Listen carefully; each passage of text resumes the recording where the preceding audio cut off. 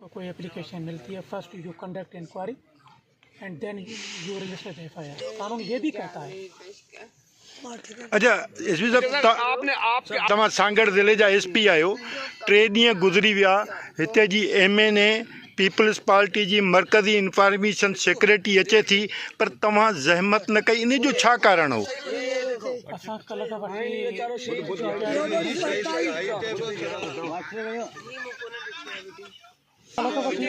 माण्हू अरेस्ट कराइनि, असां पाण चौकीदारी में हुआसीं ऐं हींअर बि उतां पियो अचां। असां घर में वेठा आहियूं, असां बिल्कुलु कमु कयो आहे, पुलिस कमु कयो आहे, पुलिस अलर्ट आहे। तव्हांखे हीउ अहसासु थियो त 3 ॾींहंनि खां लाश पिया आहिनि? बिल्कुलु आहे, छो न आहे, बिल्कुलु अहसासु आहे, असांखे बि तकलीफ़ आहे।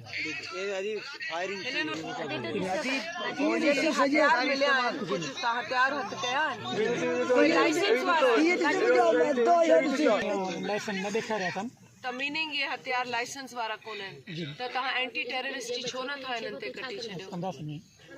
वे हथियार कोई लाइसेंस के बगैर है, माना ये तो दहशतगर्दी है ना, खुली दहशत। कि जो लवाहिकीन FIR जिस तरह की वो कटवाना चाहते हैं, ये उनका हक है, उनके इस हक से उन्हें कोई महरूम नहीं कर सकता। और यहाँ SP इस वक्त आए हैं और इनके सामने मैं दोबारा कहूँगी कि देखें, इनके मुतालबात हैं FIR को लेकर, गिरफ्तारियों को लेकर वो पूरे किए जाएं।